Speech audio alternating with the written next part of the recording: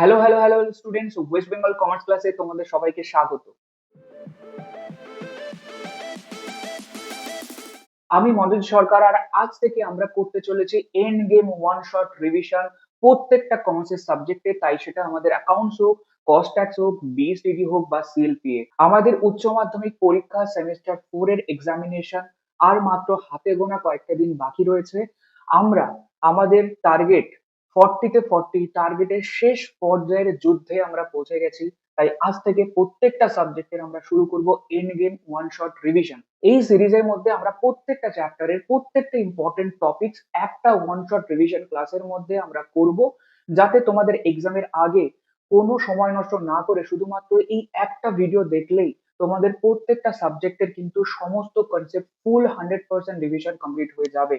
আর তারপরে আমরা একটা নতুন সিরিজ করতে চলেছি, board booster important suggestive questions, যার মধ্যে এক্সামে যত ইম্পর্টেন্ট কোশ্চেন্স আসার চান্সেস রয়েছে, যেগুলো করলে আমাদের টার্গেট ফুলফিল হবে এক্সামে 40-তে 40, সেই সমস্ত কোশ্চেন্স গুলো, সাজেস্টিভ কোশ্চেন্স গুলো আমি তুলে ধরবো এবং তার সাথে সেই কোশ্চেনের অ্যান্সার গুলো আমি দিয়ে দেবো, যাতে তোমাদের কোথাও কোনো রকম ভাবে বই উল্টে পাল্টে দেখার জন্য সময় নষ্ট না করতে হয়, আর তারপরে তোমরা এক্সাম দিতে যাও এবং প্রত্যেকটা এক্সাম জাস্ট ফাটিয়ে দাও।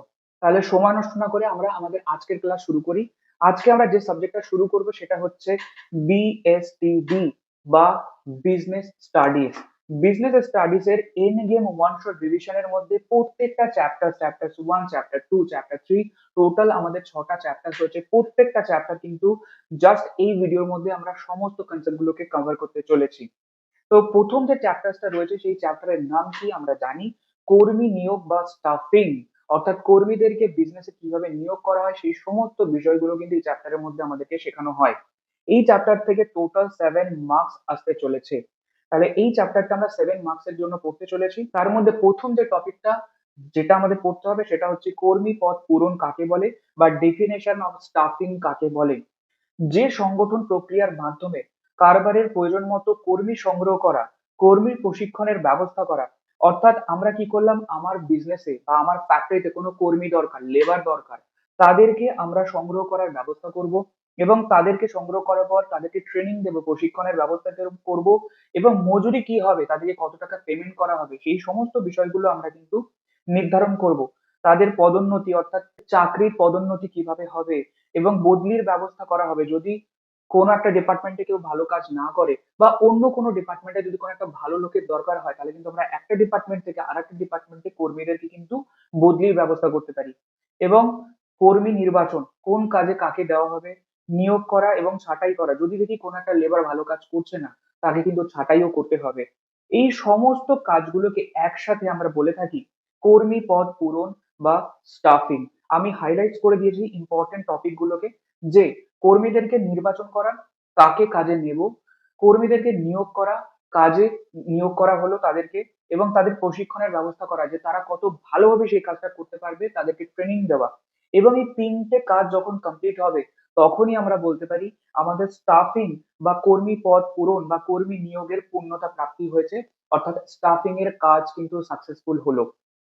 এরপর কর্মী পদ পূরণের গুরুত্ব বা ইম্পর্টেন্স অফ স্টাফিং কি, অর্থাৎ বিজনেসে কেন কর্মী পদ পূরণ বা স্টাফিংটা দরকার। তো কর্মীদের নিয়োগ করার জন্য স্টাফিং দরকার, অর্থাৎ আমাদের লেবার যাদেরকে দিয়ে কাজ করাতে হবে তাদের তো নিয়োগ করতে হবে, না তো কাজই হবে না। সেকেন্ড, পদোন্নতির ব্যবস্থা করা, অর্থাৎ যদি কোনো লেবার ভালো কাজ করে তাদেরকে মোটিভেট করার জন্য, যাতে তারা আমার বিজনেসে আরো বেশি দিন ধরে কাজ করে, ভালোভাবে কাজ করে, তাদেরকে মোটিভেট করার জন্য তাদেরকে চাকরির প্রমোশন দিতে হবে। এরপরে সঠিক বেতন ও মজুরির হার নির্ধারণ করতে হবে। শ্রমিকদের কল্যাণ, অর্থাৎ পুজোর সময় বোনাস দিতে হবে যাতে তাদের ফ্যামিলিও হ্যাপি থাকে। আর ফ্যামিলি হ্যাপি থাকলে কর্মী বা লেবাররাও কিন্তু হ্যাপি থাকবে এবং তারা খুব ভালোভাবে আমার বিজনেসে কাজকর্মগুলো করবে। এই সমস্ত বিষয়ের জন্যই আমাদের বিজনেসে কি দরকার, স্টাফিং দরকার। এরপর কর্মী পদ পূরণ মানব সম্পদ ব্যবস্থাপনার একটি অংশ বিশেষ। অর্থাৎ বলা হচ্ছে আমরা যে স্টাফিং করছি, সেই stuffing is a part of human resource management. অর্থাৎ হিউম্যান রিসোর্স ম্যানেজমেন্ট হচ্ছে পুরো বিজনেসের লেবারদেরকে, এমপ্লয়ীদেরকে নিয়ে যা যা কাজ করা হয়, সেই পুরো ওভারঅল জিনিসটাকে আমরা বলে থাকি হিউম্যান রিসোর্স ম্যানেজমেন্ট। অর্থাৎ মানুষদেরকে ম্যানেজ করাকে বা কর্মীদেরকে ম্যানেজ করাকে আমরা বলে থাকি হিউম্যান রিসোর্স ম্যানেজমেন্ট বা মানব সম্পদ ব্যবস্থাপনা। আর তারই মধ্যে একটা ছোট অংশ হচ্ছে গিয়ে কর্মী পদ পূরণ অর্থাৎ কাকে কোন লেবারকে কাজে নেব, কাকে কত মাইনে দেবো, সেই সমস্তগুলো বিচার করা। তাই বলা হচ্ছে বৃহদায়তন কারবারি প্রতিষ্ঠানের কর্মনীতির একটি প্রধান উদ্দেশ্য হলো মানব সম্পদ ব্যবস্থাপনার মাধ্যমে ব্যবস্থাপকদের পদে অধিক যোগ্যতা সম্পন্ন লোক নিয়োগ করা এবং শূন্য পদ পূরণ করার জন্য যোগ্য কর্মচারীদের অবিরাম সরবরাহ নিয়ন্ত্রণ করা। অর্থাৎ মানব সম্পদ ব্যবস্থাপনা একটা গুরুত্বপূর্ণ উপাদান কি, যে বিজনেসে যে সমস্ত যে কাজের জন্য লোক দরকার তাদেরকে সবসময় অ্যাভেলেবেল রাখা। যে আমার একজন অ্যাকাউন্টেন্ট দরকার, সঙ্গে সঙ্গে ইন্টারভিউ এর মাধ্যমে তাকে অ্যাকাউন্টেন্ট হায়ার করা। কোন একজন লেবার দরকার, ইঞ্জিনিয়ার দরকার, তাহলে ভালো যোগ্যতা সম্পন্ন সমস্ত এমপ্লয়ীদেরকে অবিরাম বিজনেসে যাতে আমি চাকরি দিতে পারি, যাতে আমার ভাবতে না হয় যে অ্যাকাউন্টেন্ট কোথায় পাবো। সেই জন্য একজন হিউম্যান রিসোর্স ম্যানেজার থাকে, এইচআর ডিপার্টমেন্টে একজন থাকে, যিনি অবিরাম বিজনেসের কোন লোক লাগবে, কবে লাগবে, ভালো যোগ্যতা সম্পন্ন লোক কোথায় পাবো, সেই সমস্ত কাজগুলো কিন্তু করে থাকে এবং কর্মচারীদের অবিরাম সরবরাহ নিশ্চিত করে থাকেন উনি। এবার মানব সম্পদ ব্যবস্থাপনার পরিধি অনেকটা ব্যাপক। অর্থাৎ বিজনেসের সমস্ত লেবারদেরকে নিয়ে যা যা কাজ করা হচ্ছে, এমপ্লয়ীদেরকে নিয়ে যা যা কাজ করা হচ্ছে, এই পুরো ডিপার্টমেন্টকে আমরা বলতে থাকি হিউম্যান রিসোর্স ম্যানেজমেন্ট, বা এটার পরিধি অনেকটা বড়। এবং কর্মী পদ পূরণ প্রক্রিয়াকে সামনে রেখে মানব সম্পদ ব্যবস্থাপনা পরিকল্পনা রচনা করা হয়। অর্থাৎ আমরা বলতে পারি কর্মী পদ পূরণ হচ্ছে মানব সম্পদ ব্যবস্থাপনার একটি অংশ বিশেষ। অর্থাৎ হিউম্যান রিসোর্স ম্যানেজমেন্ট পুরো ব্যাপারটা, তার মধ্যে একটা ছোট কাজ হচ্ছে কি, একটা অংশ হচ্ছে কি আমাদের কর্মী পদ পূরণ বা লেবারদেরকে নেওয়া বা স্টাফিং। এরপর কর্মী সংগ্রহ বা প্রবেশন বা রিক্রুটমেন্ট কাকে বলে? আমরা অনেক সময় দেখে থাকি বিভিন্ন চাকরির জন্য রিক্রুটমেন্ট নিউজ বেরিয়ে থাকে যে এই সরকারি চাকরির জন্য এতগুলো পদের খালি রয়েছে, চাকরির জন্য ইন্টারভিউ নেওয়া হবে কি পরীক্ষা নেওয়া হবে। তো সেই রিক্রুটমেন্ট কাকে বলে? কোনো শূন্য পদে কোনো যোগ্যতা সম্পন্ন প্রার্থী যাতে কর্ম খালির প্রতি আকৃষ্ট হয় এবং শূন্য পদটি পাওয়ার জন্য নির্দিষ্ট নিয়ম অনুযায়ী আবেদন করতে আগ্রহী হয়, সেই উদ্দেশ্যে যথাযথ আবেদন করার জন্য যে ব্যবস্থা অবলম্বন করা হয় সেই প্রক্রিয়াকে আমরা বলে থাকি রিক্রুটমেন্ট বা কর্মী সংগ্রহ। অর্থাৎ আমরা খবরের কাগজে যে চাকরি পরীক্ষার বিজ্ঞাপনগুলো দেখে থাকি, সেখানে কি লেখা থাকে যে গ্রুপ সি পদের জন্য 2000 এমপ্লয়ি নেওয়া হবে, 2000 লোক নেওয়া হবে। যারা যারা যারা যারা আবেদন করতে আগ্রহী তারা সবাই এত তারিখের মধ্যে এত টাকা ফিস পেমেন্ট করে আবেদন করো এবং এত তারিখে পরীক্ষা নেওয়া হবে, ইন্টারভিউ নেওয়া হবে। এই সমস্ত তথ্যগুলো দেওয়া থাকে। তাহলে রিক্রুটমেন্টের মূল উদ্দেশ্য হচ্ছে যখনই আমার বিজনেসে কোনো একটা খালি পদ বা শূন্য পদ হলো, সেখানে যোগ্যতা সম্পর্ক লোককে নেওয়ার জন্য লোককে জানানো যে এখানে খালি হয়েছে, তোমরা আবেদন করো। এবং এই সমস্ত প্রসেসকে আমরা বলতে পারি রিক্রুটমেন্ট। এবার এই রিক্রুটমেন্ট বিজনেসের দু রকম ভাবে হতে পারে। একটা হচ্ছে অভ্যন্তরীণ উৎস থেকে কর্মী সংগ্রহ এবং আরেকটি হচ্ছে বাহ্যিক উৎস থেকে কর্মী সংগ্রহ। তাহলে অভ্যন্তরীণ উৎস থেকে কর্মী সংগ্রহ কাকে বলে? অর্থাৎ বিজনেসের ভেতর থেকেই লোক নেওয়া। একটা হচ্ছে পদোন্নতি। দেখা গেল গ্রুপ সি তে কাজ করতো, তাকে আমি পরের প্রমোশন দিয়ে ভালো কোনো পদে চাকরি দিলাম, তাহলে এটা ভেতরেরই লোক আবার চাকরি পেলো। পদাবনতি, ভালো কোনো পোস্টে কাজ করতো, ভালো কাজ করছে না, তাকে আমি ডাউন করে দিলাম। অথবা পুনর্নিয়োগ, দেখা গেল রিটায়ারমেন্ট হয়ে গেছে, তারপরে তাকে আবার ডেকে নিলাম বিজনেসে কাজ করার জন্য। বদলি, দেখা গেল দিল্লিতে কাজ করতো, সেখান থেকে বদলি করে আমি কলকাতায় নিয়ে গেলাম। তাহলে এরা সবই হচ্ছে ভেতরের লোক, বিজনেসের ভেতরের লোকই আবার কাজে নেওয়া হচ্ছে। এরপর হচ্ছে বাহ্যিক উৎস থেকে কর্মী সংগ্রহ। বাহ্যিক উৎস থেকে কর্মী সংগ্রহ কিভাবে করা হবে?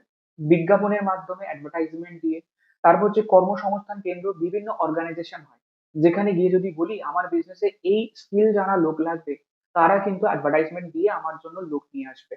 ক্যাম্পাস নিয়োগ, অর্থাৎ বিভিন্ন স্কুল কলেজের মধ্যে কি করা হয়, প্রত্যেক বছর একটা করে ক্যাম্পাসিং করা হয়। যারা প্রত্যেক বছর পাশ করছে, বিভিন্ন কোম্পানির ওনাররা, বিভিন্ন কোম্পানির এইচআর ডিপার্টমেন্টের লোকেরা সেই ইন্টারভিউতে আসে এবং কলেজের ছাত্রছাত্রীরা সেখানে যায় এবং যদি ইন্টারভিউ ক্র্যাক করতে পারে তাহলে কিন্তু তারা চাকরি পেয়ে যায়।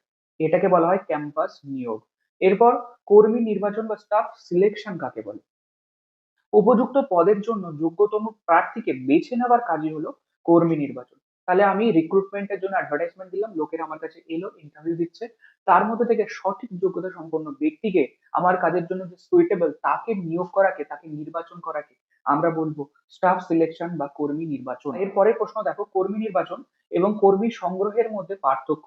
অর্থাৎ স্টাফ রিক্রুটমেন্ট এবং স্টাফ সিলেকশন একটু আগে যেটা ডিসকাস করলাম, তার মধ্যে কিন্তু পার্থক্য আমি এখানে দিয়েছি, এটা কিন্তু গুরুত্বপূর্ণ। তাই এখান থেকে তোমরা জাস্ট রিড করে নেবে। ডিটেলস এর টপিকটা আমি এক্ষুনি কিন্তু ডিসকাস করে দিয়েছি তোমাদেরকে। এরপরে প্রশিক্ষণের অর্থ বা মিনিং অফ ট্রেনিং কাকে বলে? চাকরিতে তো নিয়ে নিলাম, রিক্রুটমেন্ট অ্যাডভার্টাইজমেন্ট দিয়েছি, সিলেকশন করে নিলাম, এরপরে কি করতে হবে? যে প্রক্রিয়ার মাধ্যমে কর্মীদের কাজ করার ইচ্ছা, যোগ্যতা এবং দক্ষতা বৃদ্ধি পায় তাকে প্রশিক্ষণ বলে। অর্থাৎ একজন লোক অ্যাকাউন্টেন্টকে হায়ার করলো, আমার বিজনেসে কিভাবে অ্যাকাউন্টস করলে, কি করলে আমার অ্যাকাউন্টস ভালো হবে, কত কম সময়ের মধ্যে ভালো অ্যাকাউন্টিং করা যাবে, সেই সমস্ত ট্রেনিং তাকে দিতে হবে। তাই সেটাকে বলা হয় ট্রেনিং বা প্রশিক্ষণ। কারণ আমরা জানি কোন একজন ব্যক্তিকে যদি কোনো একটা পার্টিকুলার কাজে আমরা ট্রেনিং দিই, তাহলে সে জেনে যাবে যে কাজটা কত তাড়াতাড়ি কত ভালোভাবে করা যায়, তাহলে সে কাজ করতে উৎসাহী হবে এবং আমার বিজনেসের কাজের গুণগত মানও কিন্তু বাড়বে। এইবার এখান থেকে একটা গুরুত্বপূর্ণ প্রশ্ন আমাদের পরীক্ষায় কিন্তু আসার চান্সেস হাই, যে প্রশিক্ষণ দু রকমের হয়ে থাকে। একটা হচ্ছে কর্মরত অবস্থায় প্রশিক্ষণ পদ্ধতি বা অন দা জব ট্রেনিং, এবং কাজের বাইরে প্রশিক্ষণ পদ্ধতি বা অফ দা জব ট্রেনিং। এই দুটো কিন্তু খুবই খুবই ভেরি ভেরি ইম্পর্টেন্ট। এরপর এরপর কর্মরত অবস্থায় প্রশিক্ষণ পদ্ধতি বা অন দা জব ট্রেনিং। কর্মরত অবস্থায় প্রশিক্ষণ সরাসরি কর্মস্থলে বাস্তব কাজের মাধ্যমে দেওয়া হয়। এটি দ্রুত দক্ষতা অর্জনের জন্য কার্যকর এবং খরচ কম হওয়ায় অধিক জনপ্রিয়।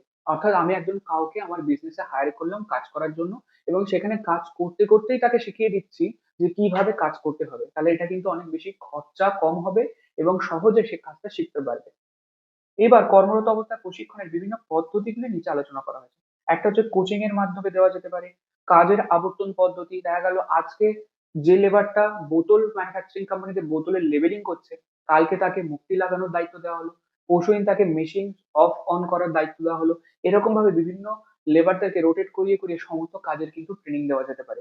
তারপরে কি, চাকরির পূর্ব প্রশিক্ষণ বা ইন্টার্নশিপের মাধ্যমেও কিন্তু দেখা গেলো চাকরি যখন পাওয়া যায়, এই চাকরির আগে ৩ মাস ৬ মাসের জন্য কিন্তু ট্রেনিং পিরিয়ডে রাখা হয়, সেটাকে বলা হয় ইন্টার্নশিপ ট্রেনিং। এবং তার মাধ্যমেও কিন্তু তাকে অন দা জবে কাজ করতে করতে তাকে কিন্তু প্রশিক্ষণ বা ট্রেনিং দেওয়া যেতে পারে। এরপর হচ্ছে কাজের বাইরে প্রশিক্ষণ পদ্ধতি বা অফ দা জব ট্রেনিং কাকে বলে। কাজের বাইরে প্রশিক্ষণ পদ্ধতি, কর্মক্ষেত্রের বাইরে আলাদা কোনো প্রশিক্ষণ কেন্দ্রে যখন আমরা তাকে ট্রেনিং এর ব্যবস্থা করছি তখন তাকে বলবো অফ দা জব ট্রেনিং। কি কি ভাবে হতে পারে, শ্রেণীকক্ষে প্রশিক্ষণ, আমার কাছে ১০ জন লেবার জয়েন করেছে, তাদেরকে কোনো একটা ট্রেনিং সেন্টারে পাঠিয়ে দিলাম, সেখানে ১০ দিন ১৫ দিন বা ১ মাস ২ মাসের জন্য একটা ট্রেনিং করলো এবং সে কাজটা শিখে এসে আমার বিজনেসে আবার কাজ করতে শুরু করলো। এরকম ভাবে কিন্তু অনলাইনেও তাদেরকে কোচিং এর মাধ্যমে বিভিন্ন শিক্ষা দেওয়া যেতে পারে, যেমন আমি তোমাদেরকে অনলাইনে পড়াচ্ছি। তাহলে এইগুলো কিন্তু অফ দা জব ট্রেনিং। এরপরে কি হতে পারে, এই যে অন দা জব ট্রেনিং এবং অফ দা জব ট্রেনিং এর পার্থক্য কিন্তু এখানে দেওয়া রয়েছে। এটা কিন্তু ভেরি ভেরি ইম্পর্টেন্ট প্রশ্ন, পরীক্ষায় আসার চান্সেস কিন্তু হাই। এরপরে শিক্ষানবিশ প্রশিক্ষণ বা অ্যাপ্রেন্টিসশিপ ট্রেনিং কাকে বলে। শিক্ষানবিশ প্রশিক্ষণ হলো এমন একটি প্রশিক্ষণ ব্যবস্থা যেখানে শিক্ষার্থী বা নতুন কর্মী একাধিক বছর ধরে বিশেষ কোনো দক্ষতার সঙ্গে সংশ্লিষ্ট কাজে প্রশিক্ষণ লাভ করে। অর্থাৎ আমরা বলতে পারি এই প্রশিক্ষণে তারা কর্মস্থলে বাস্তব অভিজ্ঞতা অর্জন করে। আমরা কাউকে কোনো একটা চাকরিতে, ইন্টারভিউতে চাকরিতে রিক্রুট করলাম এবং তাকে বললাম তুমি আমার বিজনেসে এসে ২-৩ মাস সেই কাজটা হাতে কলমে করবে, এবং সে কাজ করতে করতে করতে করতে কিন্তু শিখে যাবে। এবং যখন কাজ করছে তাকে কিন্তু আমরা অল্প পরিমাণে স্যালারি দেবো, ফুল স্যালারি দেবো না। অর্থাৎ কাজ করছে, কাজ শিখছে, আরো উন্নত হচ্ছে এবং তারপরে ৬ মাস পরে তাকে ফুল পার্মানেন্ট জব দেওয়া হবে। একে বলা হয় অ্যাপ্রেন্টিসশিপ ট্রেনিং। এইগুলো বিভিন্ন বৈদ্যুতিক কাজ, প্লাম্বিং, মেকানিক্যাল ইঞ্জিনিয়ার এবং রেলের যে বিভিন্ন মেকানিক্যাল ডিপার্টমেন্টে কাজগুলো হয়, তারা সবাই কিন্তু এই অ্যাপ্রেন্টিসশিপ ট্রেনিং এর মাধ্যমে রিক্রুট করে থাকে। এরপরে চাকরির পূর্ব প্রশিক্ষণ বা ইন্টার্নশিপ ট্রেনিং কাকে বলে। চাকরির পূর্ব প্রশিক্ষণ হলো এটি স্বল্প সময়ের, কমপক্ষে কয়েক সপ্তাহ হয়ে থাকে এবং কয়েক মাস প্রশিক্ষণ প্রক্রিয়া থাকে যেখানে শিক্ষার্থীরা তাদের পড়াশোনার পাশাপাশি কোনো প্রতিষ্ঠানে, কোনো কোম্পানিতে নিজের কাজের অভিজ্ঞতা অর্জন করে এবং তারপরে কিন্তু চাকরিটা পায়, তাকে আমরা বলি ইন্টার্নশিপ ট্রেনিং। তাহলে অ্যাপ্রেন্টিসশিপ ট্রেনিং আর ইন্টার্নশিপ ট্রেনিং এর মধ্যে কিন্তু পার্থক্যটা করতে হবে। দুটোর মধ্যে পার্থক্যটা কি, অ্যাপ্রেন্টিসশিপ ট্রেনিং মানে হচ্ছে তুমি চাকরি পেয়ে গেছো, চাকরি পাওয়ার আগে ৬ মাস তোমাকে ওইখানেই চাকরিতে কাজ করতে হচ্ছে এবং কাজটা শিখতে হচ্ছে, এবং সেই সময় তোমাকে কিন্তু কম স্যালারি দেওয়া হবে এবং তারপরে তোমাকে পার্মানেন্ট জব দেওয়া হলো। এটাকে বলা হয় অ্যাপ্রেন্টিসশিপ ট্রেনিং। আর ইন্টার্নশিপ ট্রেনিং কাকে বলে, তুমি পড়াশোনা করছো, তুমি স্টুডেন্ট, কিন্তু তুমি ভবিষ্যতে যে কাজটা করতে চাও সেই কাজটা শেখার জন্য বর্তমানে সেই কাজ যে প্রতিষ্ঠানে হয়, যেমন ধরো মনে করো আমরা যদি কেউ মনে করে থাকি কমার্স নিয়ে পড়ে ভবিষ্যতে সিএ, সিএস, সিএমএ গুলোকে করবো, তাহলে কিন্তু আমরা কোনো কোনো সিএ ফার্ম, সিএমএ ফার্ম বা কোনো অ্যাকাউন্টিং কোম্পানিতে কিন্তু আমরা অ্যাকাউন্টস এর কাজ অ্যাজ এ প্র্যাকটিস করতে পারি, অ্যাজ এ 12 পাস করার পরে। এবং সেখানে আমরা কি করব, পড়াশোনাও করছি গ্রাজুয়েশনে, তার সাথে সাথে কিন্তু কাজটাও শিখছি। তাহলে কাজটা শিখে যাচ্ছি কিন্তু চাকরি পাওয়ার জন্য নয়, আমরা কাজটা শেখার জন্য শিখছি। এবং পরবর্তীকালে যখন ডিগ্রিটা চলে আসবে, যখন আমরা ইন্টারভিউতে যাব, তখন আমরা তাদেরকে বলতে পারবো অলরেডি 6 মাস আগে আমি এই কাজটা শিখে এসেছি, আমার দক্ষতা যোগ্যতা সবই রয়েছে, আমরা কিন্তু ভালোভাবে সেখানে চাকরির সুবিধা পাবো।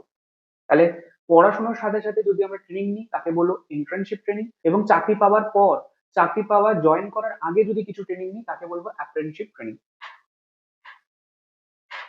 এরপরে উন্নয়নের অর্থ বা মিনিং অফ ডেভেলপমেন্ট কাকে বলে? প্রয়োজনীয় সামর্থ্য দক্ষতা অর্জন করায় সুসংহত এবং সুশৃঙ্খল পদ্ধতিকে উন্নয়ন বলে। অর্থাৎ কর্মীগণ যন্ত্রপাতি সাজ সরঞ্জাম ব্যবহার সম্পর্কে শিক্ষা লাভ করে ব্যবসার উন্নতি ঘটায়। কাজের প্রকৃতি ও চাহিদা অনুযায়ী স্বাভাবিকভাবেই তাদের শিক্ষাদানের পদ্ধতিও পৃথক। শ্রমিক কর্মীদের যোগ্যতা ও দক্ষতার উন্নতির জন্য তাদের প্রশিক্ষণের পদ্ধতি অনুসরণ করা হয়।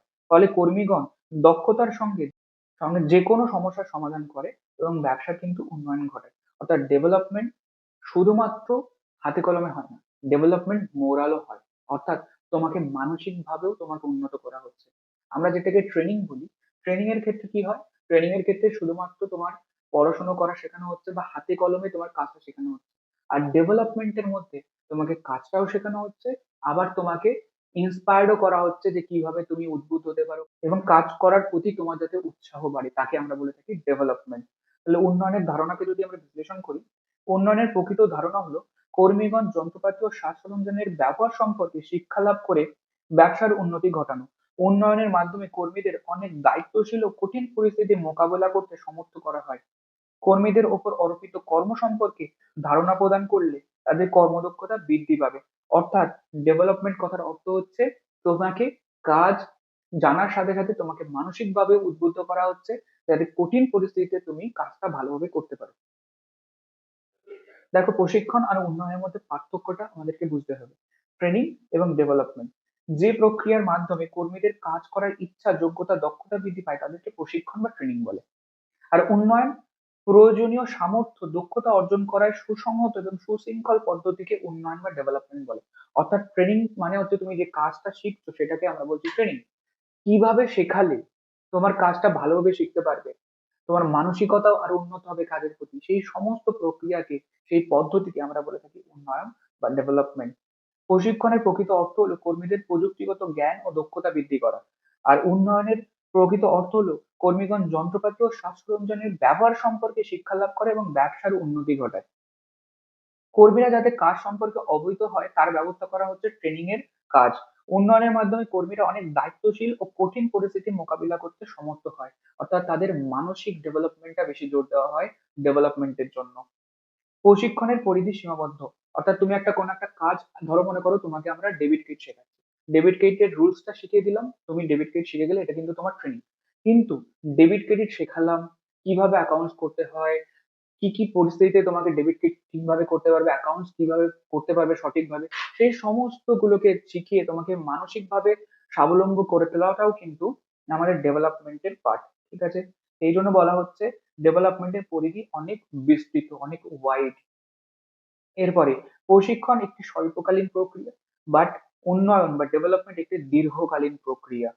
প্রশিক্ষণের উদ্দেশ্য হলো কোনো একটি বিশেষ কাজে কর্মীদের দক্ষ করে তোলা, বাট উন্নয়নের উদ্দেশ্য হচ্ছে সমস্ত বিষয় কর্মীদের দক্ষ করে তোলা। অর্থাৎ কোনো একটি পার্টিকুলার বিষয় তোমাকে শেখানো, সেই বিষয় সম্পর্কে তোমাকে জ্ঞান দেওয়া, সেই বিষয় সম্পর্কে তোমাকে শিখিয়ে তোলাকেই হচ্ছে ট্রেনিং এর কাজ। বাট ডেভেলপমেন্টটা অনেকটা বড়। ডেভেলপমেন্টে হচ্ছে তোমার কাজ শেখানোর পাশাপাশি সমস্ত ধরনের জ্ঞান অর্জন করা, সমস্ত সমস্যার মোকাবিলা কিভাবে তুমি করতে পারো, সেই সমস্ত বিষয় তোমাকে ডেভেলপ করে তোলা, মানসিকভাবে উদ্বুদ্ধ করাটাই হচ্ছে কিন্তু ডেভেলপমেন্টের মেইন কাজ। তাহলে এখানে আমাদের প্রথম চ্যাপ্টার কিন্তু কমপ্লিট। তো এবার আমরা দেখে নেব আমাদের সেকেন্ড যে চ্যাপ্টারটা, নির্দেশ দান বা ডাইরেক্টিং। তো সেকেন্ড চ্যাপ্টারটা আমাদের রয়েছে 7 মার্কস এর জন্য। এই চ্যাপ্টারের প্রথম যে টপিক সেটা আমাদের জানতে হবে নির্দেশ দান বা ডাইরেক্টিং কাকে বলে।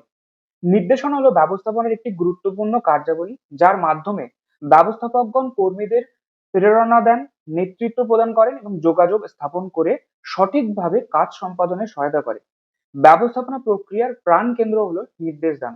অর্থাৎ আমরা স্টাফিং করেছি, লোকেদেরকে হায়ার করেছি কাজ করবার জন্য, এবার তারা কাজটা ঠিকভাবে করছে কিনা তাদের তো ডাইরেকশন দিতে হবে যে তোমরা এই কাজটা করো, এই সময়ের মধ্যে করে দাও, এবং একজন ওয়ার্কারের সাথে আরেকজন ওয়ার্কারের মধ্যে সংযোগ বা যোগাযোগ স্থাপনও করতে হবে। এটাকে আমরা বলে থাকি নির্দেশ দান বা ডাইরেক্টিং, অর্থাৎ লেবারদেরকে আমরা ডাইরেকশন দিচ্ছি। এরপর নির্দেশ দানের বৈশিষ্ট্য বা ফিচার্স অফ ডাইরেক্টিং। কেন বিজনেসে নির্দেশ দান বা ডাইরেক্টিং ভেরি ভেরি ইম্পর্টেন্ট, সেই বৈশিষ্ট্যগুলো আমরা একবার দেখে নিই। কর্মীগণের কর্তব্য নির্ধারণ, অর্থাৎ কোন কর্মী কি কি কাজ করবে সেটা নির্ধারণ করার জন্য নির্দেশ দেওয়া বা ডাইরেকশন দেওয়াটা খুবই ইম্পর্টেন্ট। এরপর আদেশের একতা। যদি 4-5 জন ওনার মিলে বা 4-5 জন সুপারভাইজার মিলে যদি একজন লেবারকে বিভিন্ন রকমের ডাইরেকশন দেয় তাহলে তো সমস্যা হয়ে যাবে, কারণ কার কথা শুনে সে কাজ করবে। তাই যদি একজনই ডাইরেক্টর থাকে বা একজনই সুপারভাইজার থাকে যে কি কাজ করবে না করবে সমস্ত লেবারদেরকে বলছে, তাই সেক্ষেত্রে আমাদের আদেশের একতা থাকবে বা নির্দেশের একতা থাকবে। এরপরে শৃঙ্খলা স্থাপন, অর্থাৎ প্রত্যেকটা লেবার যাতে সঠিকভাবে শৃঙ্খলাবদ্ধভাবে কাজ করতে পারে তার জন্য সঠিক সময় সঠিকভাবে ডাইরেকশন দেওয়াটা খুবই ইম্পর্টেন্ট। উদ্দেশ্যের মধ্যে একতা, অর্থাৎ কোন কাজ করা হবে সেই উদ্দেশ্য একতা আনার জন্য আমাদের ডাইরেকশন ইম্পর্টেন্ট। তাহলে এই সমস্ত সুবিধা বা বৈশিষ্ট্যগুলো রয়েছে। এরপর নির্দেশ দানের বিভিন্ন উপাদান বা অপরিহার্য বিষয়, এসেনশিয়াল এলিমেন্টস অফ ডাইরেক্টিং, অর্থাৎ ডাইরেক্টিং এর কি কি ইম্পর্টেন্ট এলিমেন্টস রয়েছে। প্রথম হচ্ছে তদারকি বা সুপারভিশন, অনুপ্রেরণা মোটিভেশন, নেতৃত্ব বা লিডারশিপ, জ্ঞাতকরণ বা কমিউনিকেশন। অর্থাৎ ডাইরেক্টিং এর কাজ এতগুলো এলিমেন্ট নিয়ে হয়ে থাকে। অর্থাৎ ডাইরেকশন বলতে বা ডাইরেক্টিং বলতে তদারকি করা, অনুপ্রেরণা দেওয়া লেবারদেরকে, নেতৃত্ব দেওয়া অর্থাৎ লিডারশিপ দেওয়া, এরপর জ্ঞাতকরণ বা কমিউনিকেশন, যে কাজ হচ্ছে লোকের কাছ থেকে জানা এবং লোকেদেরকে ইনফরমেশন দেওয়া, এই কমিউনিকেশনের কাজ করা। এই 4টে এলিমেন্ট সম্পর্কে নিচে আমরা ডিসকাশন করেছি। এরপরে তদারকি সংজ্ঞা বা সুপারভিশন কাকে বলে, অর্থাৎ প্রথম এলিমেন্ট, যে উপায় বা পদ্ধতির দ্বারা কর্মীদের কাজ দেখাশোনা করা, প্রয়োজনীয় কর্মসূচি প্রণয়ন করা ও নির্দেশ দেওয়া এবং সঠিক পরামর্শ দেওয়া হয় তাকে তদারকি বা সুপারভিশন বলে। অর্থাৎ কোন কাজ কিভাবে করা হবে, কখন করা হবে সেই সমস্ত কর্মসূচি প্রণয়ন করা, এই সমস্ত কাজকে দেখাশোনা করাকে বলে থাকি তদারকি করা বা সুপারভিশন করা। এরপরে নির্দেশ দান বা ডাইরেক্টিং এবং সুপারভিশন বা তদারকির মধ্যে পার্থক্য দিয়েছি, যেটা আমরা ডেফিনেশন ডিসকাস করলাম সেটাই এখানে ডিটেলস এ লেখা আছে, তোমরা জাস্ট এখান থেকে একবার রিড করে নেবে। আমি পরপর পরপর টপিক ওয়াইজ সমস্ত কনসেপ্ট গুলোকে ক্লিয়ার করছি। এরপর মোটিভেশন বা অনুপ্রেরণা কাকে বলে। কর্মীদের মধ্যে কাজে উৎসাহ ও উদ্দীপনা সৃষ্টি করাকে অনুপ্রেরণা বলা যায়। অর্থাৎ লেবাররা তো কাজ করতে শুরু করেছে, কি কাজ করতে হবে সেটাও বলে দিয়েছি, কিন্তু তারা যারা মোটিভেটেড হয় সঠিক সময় যাতে তারা কাজ করতে উদ্বুদ্ধ হয়, সেই জন্য আমাদের তাদেরকে কি করতে হবে, অনুপ্রেরণা বা মোটিভেশন দিতে হবে। এবার এই মোটিভেশনের রেসপেক্টে আমাদের একটা খুব ইম্পর্টেন্ট কোশ্চেন আসে, সেটা হচ্ছে ম্যাসলো চাহিদা তত্ত্ব বা অনুপ্রেরিতকরণের ঘাটতি তত্ত্ব বা অনুপ্রাণিতকরণের ঘাটতি তত্ত্ব বা চাহিদার ক্রমোচ্চ শ্রেণীভুক্ত তত্ত্ব বা ম্যাসলোস থিওরি অফ হিউম্যান নিডস। এই তত্ত্বটা ভেরি ভেরি ইম্পর্টেন্ট, ধরে নাও এই প্রশ্নটা তোমাদের পরীক্ষায় আসবেই আসবে 100%।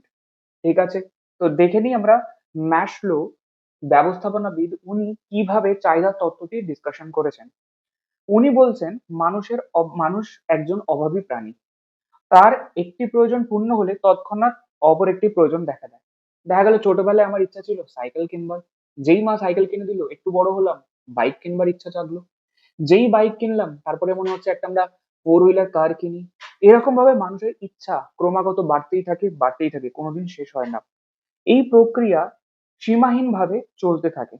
পরিতৃপ্ত প্রয়োজন মানুষের কাজে অনুপ্রাণিত করে না, অর্থাৎ আমার প্রয়োজন যদি মিটে যায় তাহলে কি আর আমার কাজ করার ইচ্ছা থাকবে।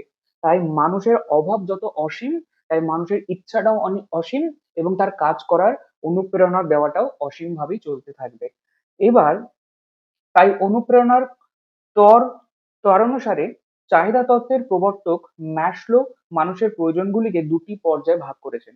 একটা হচ্ছে নিম্নতম পর্যায় থেকে উচ্চতম পর্যায়, অর্থাৎ ছোট লেভেলে তার কি কি নিড থাকে, তারপরে যেই একটু ফুলফিল হলো আবার কি নিড আছে, তারপরে যেই আবার একটু ফুলফিল হলো কি নিড আছে, এরকম ভাবে চলতেই থাকে এবং চলতেই থাকে, ছোট থেকে বড় তার চাহিদাগুলোর পরিমাণ বাড়তেই থাকে এবং বাড়তেই থাকে। তাই বলছে নিম্ন পর্যায়ের প্রয়োজনের মধ্যে পড়ে বা লোয়ার অর্ডার নিডস এর মধ্যে পড়ে দেহগত চাহিদা, যেখানে আমাদের কাজ করি কেন, কারণ খিদে পাই, খাদ্যের অভাব রয়েছে, কারণ আমরা কাজ করছি টাকা ইনকাম করছি, এই কারণেই কারণ কালকে আমাদের খাওয়া দাওয়া করতে হবে এবং খাওয়া দাওয়া করার জন্য টাকা পয়সা লাগবে। তৃষ্ণা, জল পিপাসা জল খেতে হবে, বাসস্থান বা বিশ্রাম, নিদ্রা, এই সমস্ত দেহগত চাহিদা পূরণ করার জন্য কিন্তু আমার নিড রয়েছে। এটা হচ্ছে আমাদের প্রথম পর্যায়ে বা নিম্ন পর্যায়ের নিড। সবার প্রথমে মানুষ কিন্তু পড়াশোনা করে, চাকরি বাকরি করে এই বেসিক নিড গুলোকে ফুলফিল করার জন্য। এরপর যেই এই নিড ফুলফিল মানুষের হয়ে যায়, তখন মানুষ ভাবে আমার সিকিউরিটি কি, অর্থাৎ আমার নিরাপত্তা কি, আমি এমন একটা জায়গায় থাকতে চাই যেখানে আমার নিরাপদ ভাবে বসবাস করতে পারবো। তাই নিরাপত্তার চাহিদা, যেই এই দুটো ফুলফিল হয়ে যাবে, মানুষ তারপরে চায় সামাজিক চাহিদা, অর্থাৎ সমাজে আমার রেপুটেশন কিভাবে গেইন হচ্ছে। দেখা গেল একটা মোবাইল কিনলে আমি হয়তো ফোন করতে পারবো, যেই আমার মোবাইলটা হয়ে গেল আর একটু বেশি ইনকাম করতে শুরু করলাম, মাসে প্রচুর টাকা ইনকাম করছি, তখন আমার মনে হবে একটা অ্যাপেলের মোবাইল কিনি, যাতে আরো 4টে বন্ধু আমাকে বলে, "কিরে অ্যাপেলের মোবাইল কিনলি?" তো সোশ্যাল রেপুটেশন গেইন এর জন্য, সোশ্যাল মিডিয়াতে রেপুটেশন গেইন এর জন্য কিন্তু আমরা তারপর চাহিদাগুলো পূরণ করতে থাকি। এইগুলো হচ্ছে আমাদের ১ম পর্যায়ের বা নিম্ন পর্যায়ের নিড অ্যাজ পার ম্যাসলো। এরপর ম্যাসলো বলেছেন উচ্চ পর্যায়ের প্রয়োজন বা হাইয়ার অর্ডার নিডস। সম্মান লাভের চাহিদা, স্বীকৃতির চাহিদা পূরণ হবার পর কর্মী ব্যক্তিগত সম্মান এবং শ্রদ্ধা লাভের প্রয়োজন অনুভব করে। অর্থাৎ মানুষ যখন প্রথম কাজ শুরু করে তখন বেসিক লেভেলের নিড গুলো ফুলফিল করার জন্য কাজ করছে। তারপরে একটা সময় পরে তার যখন প্রচুর টাকা ইনকাম হতে থাকবে, তার তো ব্যাংকে প্রচুর টাকা জমে গেছে, তখন এত টাকা নিয়ে করবেটা কি, তাই তখন মানুষের চাহিদা থাকে লোকের কাছে সম্মান কিভাবে পাবো। তখন সে টাকার জন্য কাজ করে না, তখন সে সম্মান লাভের জন্য কাজ করে। এরপরে আত্ম উপলব্ধির চাহিদা, উল্লিখিত অভাবগুলি পূরণ হবার পর কর্মীদের মধ্যে একটি আত্মসন্তোষ থেকে যায়। কর্মীর মধ্যে নতুন ধরনের যে প্রয়োজন উদ্ভব হয় তা আত্মতৃপ্তি। সৃষ্টির ভিতরে স্রষ্টা আত্মতৃপ্তি লাভ করবে। জগতে চ্যালেঞ্জের কাজ করে কর্মী তার আত্মলব্ধি চরিতার্থ করতে পারবে। অর্থাৎ মানুষের যখন সমস্ত চাহিদা, বেসিক চাহিদাগুলো সব ফুলফিল হয়ে গেল, সম্মান লাভ হয়ে গেল, তখন কিন্তু মানুষ চ্যালেঞ্জ নিয়ে বিভিন্ন কাজ করতে পছন্দ করে। তখন সে মনে করে বিভিন্ন চ্যালেঞ্জ যখন সে ফুলফিল করছে, তখন সে লাইফে কিছু করছে। যেমন আমরা দেখি মানুষ পাহাড়ে পর্বতে চড়ে যাচ্ছে, কিন্তু সেখান থেকে শুধুমাত্র টাকা পয়সা গেইন করার জন্য, টাকা পয়সা ইনকামের জন্য পাহাড়ে চলছে না, তার একটা আত্মতৃপ্তি যে আমি পর্বত শৃঙ্গে হিমালয়ের ওপর চড়তে পেরেছি, আমি বেশ কিছু সাকসেসফুল কাজ করেছি, বেশ কিছু চ্যালেঞ্জ পার করেছি। তাই এই সমস্ত চাহিদাগুলো কিন্তু মানুষের বাড়তে থাকে। এই জিনিসগুলোই ম্যাসলো খুব সুন্দরভাবে তার তত্ত্বে বলেছে। আর এখান থেকে কিন্তু একটা প্রশ্ন আসবেই আসবে। এরপর নেতৃত্ব বা লিডারশিপ, কোনো ব্যক্তি বা গোষ্ঠীর কার্যাবলীকে প্রভাবিত করে বিশেষ অবস্থায় সংগঠনের উদ্দেশ্য সিদ্ধি করাকে নেতৃত্ব বা লিডারশিপ বলে। অর্থাৎ 4জন লোক আমার কাছে কাজ করছে, তাদের সকলের হয়ে একজন লিডারশিপ নিয়ে তাদের কি কাজ করা হবে, তাদের কখন কাজ হবে, সমস্ত কিছু করাকে আমরা বলতে থাকি লিডারশিপ দেওয়া। এবার একজন ভালো লিডার বা একজন ভালো নেতার গুণাবলী কি হতে হবে? প্রথমে হচ্ছে শারীরিক শক্তি বা মানসিক শক্তি। শারীরিক শক্তি এবং কাজের উৎসাহ দানের জন্য মানসিক শক্তি থাকতে হবে এবং আকর্ষণীয় চেহারা থাকতে হবে, যাতে মানুষকে আকৃষ্ট করতে পারে। অর্থাৎ আমরা দেখে থাকি বিভিন্ন শপ বা বিভিন্ন হোটেলে যারা রিসেপশনিস্ট থাকে, যারা শপকিপার থাকে, সেলসম্যান থাকে, তাদের কিন্তু লুকস একটা ম্যাটার করে। কারণ ভালো লুকস হলেই তবে কিন্তু লোক তার সাথে কথাবার্তা বলতে চাইবে। এটা মানুষের হিউম্যান নেচার। সেই জন্য মানুষের একটা শারীরিক শক্তি ও মানসিক শক্তি এবং চেহারাগত তার একটা ভালো গুণ থাকতে হবে। এরপরে বিচার শক্তির ক্ষমতা, বুদ্ধিমত্তা স্বাভাবিক অপেক্ষা বেশি এবং দক্ষ বিচার শক্তি ক্ষমতার অধিকারী হতে হবে। অর্থাৎ একজন সেলসম্যান, তার তার একজন ভালো নেতার কি গুণ থাকবে, যে সবার সাথে কথা বলতে বলতে সে বুঝে নেবে যে কে কি চায় এবং সেইভাবেই তাকে কাজ করিয়ে নেবে। এটা কিন্তু একটা বিচার শক্তির ক্ষমতাও তাকে থাকতে হবে। ব্যক্তিগত সম্পর্ক, দায়িত্ববোধ, এবং যে লিডার হবে তার কিন্তু একটা দায়িত্ববান হতে হবে, যে সবাইকে দিয়ে কাজ করিয়ে নেওয়ার একটা দায়িত্ব থাকতে হবে। সিদ্ধান্ত গ্রহণের ক্ষমতা, সে জটিল সমস্যায়, কোনো খারাপ অবস্থায়, বিজনেসের যখন দুরবস্থা চলছে তখন কিন্তু সে লিডারশিপ নিয়ে সঠিক সিদ্ধান্ত নেবার ক্ষমতা থাকতে হবে। এরপর সুস্পষ্ট বক্তা, অর্থাৎ সে কি বলছে ঠিক না ভুল, সেই সঠিকভাবে তার বলার ক্ষমতা থাকতে হবে। অর্থাৎ ঠিক বললেও সঠিকভাবে বলবে, ভুল বললেও সঠিকভাবে বলবে, এবং সেই কাজ করার পরে যদি কোনো ঠিক বা ভুল হয়, সেই দুটোরই তার কিন্তু স্বীকার করতে হবে যে আমার জন্যই ঠিক হয়েছে, আমার জন্যই ভুল হয়েছে। এরপরে মিত্রতা স্থাপন, অর্থাৎ প্রত্যেকটা লেবার, প্রত্যেকটা লোকের সাথে তার কিন্তু বন্ধুত্বের ব্যবহার করতে হবে। এই সমস্ত গুণাবলীগুলো থাকতে হবে। এরপর জ্ঞাপন বা কমিউনিকেশন কাকে বলে? যে ধারাবাহিক প্রক্রিয়ার মাধ্যমে কোনো এক ব্যক্তি বা বিভাগ এবং অন্য কোনো ব্যক্তি বা বিভাগের মধ্যে কথন, শ্রবণ এবং পারস্পরিক কোনো সংবাদ বা তথ্য আদান-প্রদান হয় তাকে জ্ঞাতকরণ বা কমিউনিকেশন বলে। অর্থাৎ এমন এক ধারাবাহিক প্রক্রিয়া যার মাধ্যমে আমরা কোনো একটা ডিপার্টমেন্ট থেকে আরেকটা ডিপার্টমেন্ট, একজন লেবারের থেকে আরেকজন লেবারকে তথ্য আদান-প্রদান করছি, তাকে আমরা বলতে থাকি কমিউনিকেশন বা জ্ঞাপন। এরপরে আমরা দেখব নিয়ম মাফিক জ্ঞাতকরণ এবং অনিয়ম মাফিক জ্ঞাতকরণ বা ফর্মাল কমিউনিকেশন এবং ইনফর্মাল কমিউনিকেশনের মধ্যে পার্থক্য। তো নিয়ম মাফিক জ্ঞাতকরণ বলতে বোঝায় যখন একটা নিয়ম মেনে বাঁধা ধরা কোনো সংগঠনের আইন মাফিক অন্যকে ইনফরমেশন দেওয়া হয় বা কমিউনিকেশন করা হয়, তাকে বলে থাকি আমরা ইন তাকে বলে থাকি আমরা ফর্মাল কমিউনিকেশন বা নিয়ম মাফিক জ্ঞাতকরণ। অর্থাৎ সকালবেলা উঠে সিনিয়রকে আমার তথ্য দিতে হবে যে আজকে কি কাজ করব, দিনের শেষে কতটা কাজ হয়েছে জানাতে হবে, এরকম ভাবে নিয়ম মেপে প্রত্যেক দিন যে কাজটা করা হচ্ছে। অনিয়ম মাফিক মানে হচ্ছে যে কোনো বাঁধা ধরা নিয়ম ছাড়া, যে আমার কোনো একজন সিনিয়রকে এখন জানাই যে কাজটা এরকম সমস্যা হয়েছে, তো কালকে কি করব, বা কতটা কাজ হয়েছে পরবর্তীতে কি করব। তো আগে থেকে বলা নেই, কিন্তু আমরা ইনফরমেশন কমিউনিকেশন করছি একজনের সাথে আরেকজনের, এটাকে আমরা বলে থাকি অনিয়ম মাফিক জ্ঞাতকরণ বা ইনফর্মাল কমিউনিকেশন।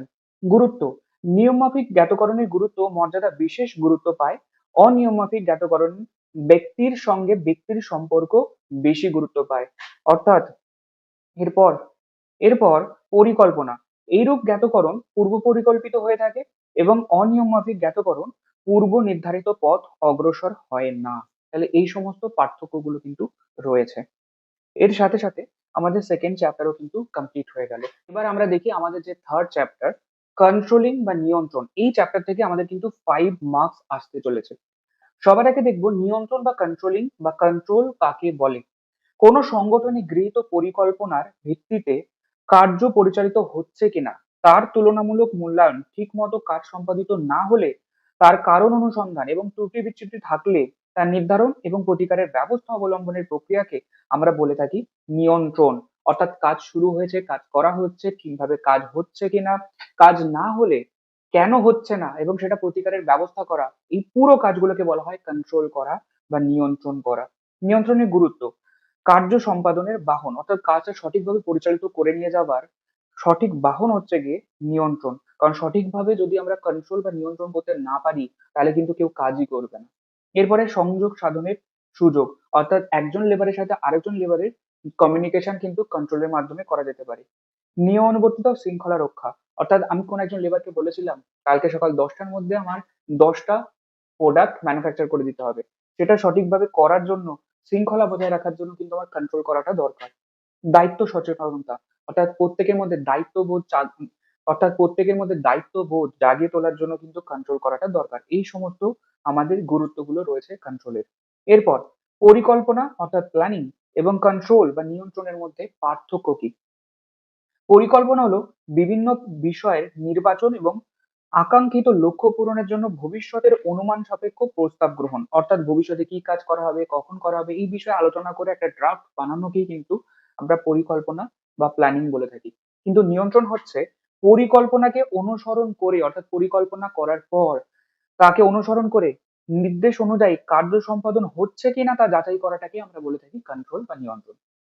উদ্দেশ্য: পরিকল্পনা প্রতিষ্ঠানের কাজকর্মকে সুনির্দিষ্ট পথে পরিচালনা করতে সাহায্য করে, আর পরিকল্পনা অনুযায়ী কাজ হচ্ছে কিনা তার লক্ষ্য রাখাই হলো নিয়ন্ত্রণের উদ্দেশ্য। এরকমই আর বেশ কিছু পার্থক্য রয়েছে, জাস্ট রিড করবে। এখানে আমাদের থার্ড চ্যাপ্টার কিন্তু কমপ্লিট হয়ে গেল। অর্থাৎ থার্ড চ্যাপ্টার থেকে কিন্তু খুব বেশি ইম্পর্টেন্ট টপিকস যে আছে তা নয়, ছোট চ্যাপ্টার, 5 মার্কসের চ্যাপ্টার, ইম্পর্টেন্ট টপিকস যা যা রয়েছে সবগুলো কিন্তু ডিসকাস করে দিয়েছি। এরপর আমাদের চ্যাপ্টার নাম্বার 4, অর্থাৎ 8 মার্কসের চ্যাপ্টার কিন্তু এই চ্যাপ্টারটি, আর্থিক ব্যবস্থাপনা বা ফাইন্যান্সিয়াল ম্যানেজমেন্ট। এটা কিন্তু একটু বড় চ্যাপ্টার, কারণ এই চ্যাপ্টারটি থেকে 8 মার্কস আসতে চলেছে।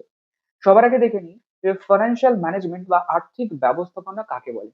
আমরা কিন্তু নাম শুনেই বুঝতে পারছি সমস্ত টাকা পয়সার ব্যবস্থাপনা, অর্থাৎ সমস্ত টাকা পয়সার হিসাব রাখা, সমস্ত টাকা পয়সা কোথা থেকে আসবে, এই সমস্তগুলোকে ম্যানেজ করাকেই আমরা বলে থাকি ফাইন্যান্সিয়াল ম্যানেজমেন্ট বা আর্থিক ব্যবস্থাপনা। আর্থিক ব্যবস্থাপনা হলো অর্থলগ্নি, পরিকল্পনা, অর্থ সংস্থান, অর্থ বিনিয়োগ, অর্থ নিয়ন্ত্রণ এবং যাবতীয় আর্থিক কার্যকলাপের সমন্বয় সাধনের প্রক্রিয়া। তাই আর্থিক ব্যবস্থাপনাকে বলা যেতে পারে সাধারণ ব্যবস্থাপনার ফলিত শাখা বা applied part of general management. অর্থাৎ ব্যবস্থাপনার অ্যাপ্লাইড পার্ট হচ্ছে কি আমাদের ফাইন্যান্সিয়াল ম্যানেজমেন্ট। অর্থাৎ অর্থ ছাড়া কিন্তু কোনো বিজনেসই চলবে না। তাই সেই বিজনেসের টাকা পয়সা কোথা থেকে আসবে, টাকা পয়সা কিসে কিসে ইউজ করা হবে, কখন কিভাবে কোথা থেকে টাকা নেওয়া হবে, এই সমস্ত আর্থিক বিষয়গুলোকে কিন্তু ম্যানেজ করাকেই বলে থাকি আর্থিক ব্যবস্থাপনা বা ফাইন্যান্সিয়াল ম্যানেজমেন্ট। আর্থিক ব্যবস্থাপনার উদ্দেশ্য কি কি? অর্থ সংগ্রহ, অর্থাৎ বিজনেসের টাকার দরকার, কোথা থেকে টাকা আসবে। এরপর ব্যয় নিয়ন্ত্রণ, মুনাফা সর্বাধিকীকরণ, অর্থাৎ বিজনেসে যা খরচা হচ্ছে সেই খরচাগুলোকে কমিয়ে বিজনেসের প্রফিটটাকে বাড়ানোর ব্যবস্থা করা। সৃজন শক্তি বৃদ্ধি করা, অর্থাৎ বিজনেসের প্রফিটেবিলিটি এবং বিজনেসের গ্রোথকে আরো বেশি উন্নত করা। উৎপাদনশীলতা বৃদ্ধি করা, বিজনেসের আজকে কিছু প্রোডাকশন হচ্ছে কালকে আরো ডবল প্রোডাকশন করার ব্যবস্থা করা। অর্থের সর্বোত্তম ব্যবহার, অর্থাৎ যে টাকাটা আমার বিজনেসে ইনভেস্ট করেছি সেই টাকাটা যাতে সব থেকে বেস্ট ওয়েতে আমরা আমার বিজনেসে ইমপ্লিকেট করতে পারি, আমার বিজনেস সব থেকে বেস্ট ওয়েতে সেই টাকা পয়সাটাকে আমরা ইউজ করতে পারি, সেই ব্যবস্থা করা। সম্পদের সর্বাধিকীকরণ, অর্থাৎ আমার বিজনেসে যত অ্যাসেটস রয়েছে তার সব থেকে অপটিমাম ইউজ, সব থেকে বেস্ট ইউজ করাটাই কিন্তু আমার এর উদ্দেশ্য। এরপর বড় আকারের কর্মপ্রক্রিয়ার হাতিয়ার, যখন আমার কোনো বিজনেসে একটা বিশাল বড় প্রজেক্টের কাজ করা হবে, বিশাল বড় কোনো কাজ কাজ করা হবে, বিশাল বড় কোনো প্রোডাকশন করা হবে, তখন কিন্তু অনেক টাকার প্রয়োজন। সেই টাকা পয়সা ম্যানেজ করার জন্য কিন্তু আমাদের আর্থিক ব্যবস্থাপনার একটা দরকার রয়েছে। বিভিন্ন স্বার্থের মধ্যে সমন্বয় সাধন, ওনার টাকা ইনভেস্ট করছে সেখান থেকে টাকা রিটার্ন কামানোর জন্য, এমপ্লয়িরা কাজ করছে স্যালারি পাওয়ার জন্য, ব্যাংক লোন দিচ্ছে ইন্টারেস্ট কামানোর জন্য। এই সমস্ত ব্যক্তির যে ফাইন্যান্সিয়াল স্বার্থ রয়েছে সেই স্বার্থের মধ্যে সমন্বয় সাধন করাটাও কিন্তু আর্থিক ব্যবস্থাপনার একটা উদ্দেশ্য। এরপরে আর্থিক ব্যবস্থাপনার মূল লক্ষ্য, এইমস অফ ফাইন্যান্সিয়াল ম্যানেজমেন্ট কি কি? দুটো সব থেকে ইম্পর্টেন্ট এইমস বা উদ্দেশ্য ধরা হয়, লক্ষ্য ধরা হয়। একটা হচ্ছে মুনাফা সর্বাধিকীকরণ বা প্রফিট ম্যাক্সিমাইজেশন। এই পয়েন্টটাও কিন্তু ভেরি ভেরি ইম্পর্টেন্ট। এখান থেকেও ধরে নাও একটা প্রশ্ন আসতে চলেছে, 100% গ্যারান্টেড। এরপর প্রত্যেক কারবারই মুনাফা অর্জনের জন্য কারবার প্রতিষ্ঠা ও পরিচালনা করে থাকে। অর্থাৎ প্রত্যেকটা ব্যবসায়ী কিন্তু মূল লক্ষ্য হচ্ছে ব্যবসা করে প্রফিট কামানো। তাই সবসময় কারবারির লক্ষ্য থাকে কিভাবে মুনাফার হার বৃদ্ধি করা যায়। প্রধানত চারটি কারণে মুনাফা অর্জন একান্ত প্রয়োজন। মুনাফা কারবারের ঝুঁকি প্রদানে প্ররোচিত করে, অর্থাৎ আমি যা টাকা ইনভেস্ট করছি বিজনেসে, আমি কেন ইনভেস্ট করব, কেন ঝুঁকি নেবো, যাতে আমি বেশি টাকা ইনকাম করতে পারি। মুনাফা মূলধনের বৃদ্ধি ও পুনর্নিয়োগে উৎসাহ দেয়, অর্থাৎ আমার আজকে 1 লাখ টাকা রয়েছে, আমি 1 লাখ টাকার মালিক, আমি সেখানে ইনভেস্ট এই কারণেই করব কারণ সেই 1 লাখ টাকাটা বেড়ে যাতে 2 লাখ টাকা হয়। অর্থাৎ এই আশাতেই, এই লোভের বশবর্তী হয়ে, এই ইচ্ছাটাকে পূরণ করার জন্য কিন্তু আমরা বারবার বারবার টাকা ইনভেস্ট করতে থাকি। এরপর মুনাফার সাহায্যে কারবারের কার্যকারিতা পরিমাপ করা যায়, অর্থাৎ যে ব্যবসা যত বেশি পরিমাণে প্রত্যেক বছর প্রফিট কামাতে পারে আমরা তাকে বলবো সেই ব্যবসা তত ভালোভাবে চলছে। মুনাফা কারবারের ভিত্তিতে দৃঢ় করে মুনাফা কারবারের ভিত্তিকে দৃঢ় করে, কারবারি সামাজিক মর্যাদা বৃদ্ধি করে। অর্থাৎ আমার ব্যবসা যদি খুব ভালোভাবে পারফর্ম করে, খুব ভালোভাবে প্রত্যেক বছর প্রফিট কামায়, তাহলে কিন্তু সমাজে আমার ব্যবসার খুব রেপুটেশন বাড়ে। যেমন আমরা এক কথায় রিলায়েন্স কোম্পানি বলতে খুব একটা রিপুটেড কোম্পানি বলে বুঝে থাকি। এরপরে সম্পদের সর্বাধিকীকরণ বা ওয়েলথ ম্যাক্সিমাইজেশন কাকে বলে? বর্তমানে সারা বিশ্বে সম্পদ সর্বাধিকীকরণের ধারণাকে ব্যবস্থাপনার কার্যকারিতার হাতিয়ার হিসেবে গণ্য করা হয়। দেখো, মুনাফা সর্বাধিকীকরণের মূল লক্ষ্য ছিল ব্যবসা করব, প্রচুর টাকা প্রফিট কামাবো, এইভাবে প্রফিট কামাতেই থাকবো। কিন্তু বর্তমানে ব্যবসায়ীরা মনে করে থাকেন শুধু প্রফিট কামানোটাই আমার মূল লক্ষ্য নয়, ব্যবসার সম্পত্তির পরিমাণ বা সম্পত্তির ভ্যালু বাড়ানোটাও কিন্তু একটা গুরুত্বপূর্ণ দরকার বা একটা গুরুত্বপূর্ণ লক্ষ্য। বর্তমানে সারা বিশ্বে সম্পদ সর্বাধিকীকরণের ধারণাকে ব্যবস্থাপনার হাতিয়ার হিসেবে গণ্য করা হয়। অনেকে মনে করেন আর্থিক ব্যবস্থাপকদের মুখ্য উদ্দেশ্য মালিকদের সম্পদের সর্বাধিকীকরণ, অর্থাৎ যে মালিক ব্যবসার, তার ওয়েলথ বা তার সমস্ত টাকা পয়সা, তার সমস্ত সম্পদের পরিমাণ বৃদ্ধি করা, ভ্যালুয়েশন বৃদ্ধি করা। মালিকদের সম্পদ বলতে বোঝায় কোম্পানির ইকুইটি শেয়ারের বাজার মূল্যকে। অর্থাৎ রিলায়েন্স কোম্পানির বর্তমান শেয়ারের দাম 1,400 টাকার কাছাকাছি। তো কোম্পানির যারা ম্যানেজার রয়েছে তারা কি মনে করবে, এই 1,400 টাকা থেকে রিলায়েন্স কোম্পানির দাম প্রত্যেক বছর যেন বাড়তে থাকে, প্রত্যেক বছর যেন বাড়তে থাকে, অর্থাৎ মালিকদের সম্পদের ভ্যালু বাড়ানো। অর্থাৎ আমরা যে বর্তমানে বলে থাকি রিলায়েন্স কোম্পানির ওনার মুকেশ আম্বানি বিশাল বড় লোক, তার কিন্তু অ্যাকচুয়ালি সমস্ত টাকা কিন্তু তার ব্যাংকে নেই। তার ভ্যালু এত টাকা কেন? তার যে কোম্পানি রিলায়েন্স কোম্পানি, তার শেয়ারের দাম ফেস ভ্যালু 10 টাকা থেকে আজকে 1,500 টাকা বা 1,400 টাকায় পৌঁছে গেছে। অর্থাৎ কোম্পানি যখন শুরু করেছিল এক একটা শেয়ারের দাম ছিল 10 টাকা, আর আজকে দিনে এক একটা শেয়ারের দাম 1,400 টাকায় উঠে গেছে। অর্থাৎ তার সমগ্র সম্পত্তির ভ্যালুয়েশন কত গুণ বেড়ে গেছে ভেবে দেখো। এইভাবেই কিন্তু শুধু প্রফিট না কামিয়ে সম্পদের ভ্যালু বাড়ানোটাও কিন্তু বর্তমান দিনে, ওয়েলথ ম্যাক্সিমাইজেশনটাও কিন্তু বর্তমান দিনে আর্থিক ব্যবস্থাপনা বা ফাইন্যান্সিয়াল ম্যানেজমেন্টের একটা গুরুত্বপূর্ণ লক্ষ্য। এই মুনাফা সর্বাধিকীকরণ এবং সম্পদ সর্বাধিকরণের পার্থক্যটা এখানে দিয়েছি, যেটা আমরা এতক্ষণ ধরে ডিসকাস করলাম সেটাই জাস্ট পয়েন্ট ওয়াইজ আমি নিচে পার্থক্যটা দিয়েছি। এরপর আর্থিক পরিকল্পনার ধারণা এবং সংজ্ঞা, অর্থাৎ definition and concept of financial planning কাকে বলে। এতক্ষণ আমরা বলছিলাম ফাইন্যান্সিয়াল ম্যানেজমেন্ট, এবার বলছি ফাইন্যান্সিয়াল প্ল্যানিং কাকে বলে। সামগ্রিক উদ্দেশ্য সাধনের জন্য যে কোনো প্রতিষ্ঠানের প্রাথমিক চিন্তা বা পদক্ষেপগুলিকেই বলা হয় পরিকল্পনা। প্রতিষ্ঠানের অর্থ ও অর্থ সংক্রান্ত কাজকর্মের সঙ্গে যুক্ত পরিকল্পনাকে আমরা বলতে পারি আর্থিক পরিকল্পনা। অর্থাৎ একটা বিজনেসে টাকা পয়সা কিভাবে ইনভেস্ট করব, টাকা পয়সা দিয়ে সম্পত্তি কিনবো, নাকি আমরা ফ্যাক্টরি সেট আপ করবো, নাকি লেবার হায়ার করব, এই সমস্ত পরিকল্পনা করাকেই আমরা বলে থাকি ফাইন্যান্সিয়াল প্ল্যানিং বা আর্থিক পরিকল্পনা। চলো এইবার যে আমরা টপিকটা পড়তে চলেছি, এই টপিকটা কনসেপচুয়ালি খুবই খুবই ইম্পর্টেন্ট। আর্থিক কাঠামো বা ফাইন্যান্সিয়াল স্ট্রাকচার এবং মূলধন কাঠামো বা ক্যাপিটাল স্ট্রাকচার কাকে বলে। সবার আগে আমাদেরকে বুঝতে হবে ফাইন্যান্সিয়াল স্ট্রাকচার বা আর্থিক কাঠামো কাকে বলে, এবং এটা বুঝতে গেলে আমাদের একটু অ্যাকাউন্টস এরও নলেজ থাকাটা দরকার। দেখো কোনো প্রতিষ্ঠানের দীর্ঘকালীন যে আমার দায় রয়েছে এবং স্বল্পকালীন যে দায়, ঋণ রয়েছে, লোন রয়েছে, তার সাথে কোনো প্রতিষ্ঠানের নিট মূল্য অর্থাৎ শেয়ারের ভ্যালুটাকে যদি যোগ করে দিই, অর্থাৎ কি কি এলো, একটা হচ্ছে শেয়ারের দাম, শেয়ার বিক্রি করে যা টাকা পেয়েছি, প্লাস দীর্ঘমেয়াদী ঋণ বা লং টার্ম লাইবিলিটি যোগ করে দেবো, প্লাস স্বল্প মেয়াদী ঋণ বা শর্ট টার্ম লাইবিলিটিকে যোগ করে দেবো। অর্থাৎ তিনটে জিনিসকে যোগ করব, শেয়ারের মূলধন, লং টার্ম লাইবিলিটি এবং শর্ট টার্ম লাইবিলিটি। এই তিনটেকে যোগ করলে যে ভ্যালুটা বেরোবে সেটাই হচ্ছে কোনো বিজনেসের আর্থিক কাঠামো বা ফাইন্যান্সিয়াল স্ট্রাকচার। অর্থাৎ পুরো আর্থিক কাঠামোর মধ্যে কি কি টাকা কোথা থেকে এসছে এই জিনিসটা। এই উদাহরণের জন্য দেখো 6 লাখ টাকার শেয়ার, 3 লাখ টাকা লং টার্ম লাইবিলিটি এবং 1 লাখ টাকা শর্ট টার্ম লাইবিলিটি, তাই টোটাল 10 লাখ টাকা হচ্ছে আমাদের আর্থিক কাঠামো বা ফাইন্যান্সিয়াল স্ট্রাকচার। এবার দেখি ক্যাপিটাল স্ট্রাকচার কাকে বলে। ফাইন্যান্সিয়াল স্ট্রাকচার থেকে যদি আমরা স্বল্প মেয়াদী ঋণকে বাদ দিয়ে দিই, অর্থাৎ শর্ট টার্ম লাইবিলিটিকে বাদ দিয়ে দিই, তাহলে পড়ে থাকবে হচ্ছে কোনো বিজনেসের ক্যাপিটাল স্ট্রাকচার বা মূলধন কাঠামো। অর্থাৎ আমরা বলতে পারি শুধুমাত্র শেয়ার মূলধন এবং লং টার্ম লাইবিলিটির যোগফলই হচ্ছে ক্যাপিটাল স্ট্রাকচার, আর তার সাথে শর্ট টার্ম লাইবিলিটির যোগফলকে আমরা বলে থাকি ফাইন্যান্সিয়াল স্ট্রাকচার। তাহলে এক কথায় যদি বোঝাই, ফাইন্যান্সিয়াল স্ট্রাকচার বলতে বোঝায় share plus long term liability plus short term liability, right. আর ক্যাপিটাল স্ট্রাকচার বলতে বোঝায় share plus long term liability, ব্যাস এই দুটো। এই দুটোর মধ্যে পার্থক্যটাও আমরা নিচে দিয়ে দিয়েছি, যেটা এতক্ষণ ধরে বোঝালাম সেটা জাস্ট এখান থেকে রিড করে নেবে। এটা কিন্তু ভেরি ভেরি ইম্পর্টেন্ট দুটো কনসেপ্ট। এরপরে স্থায়ী মূলধনের ধারণা, অর্থাৎ কোনো বিজনেসের ফিক্সড ক্যাপিটাল কাকে বলে।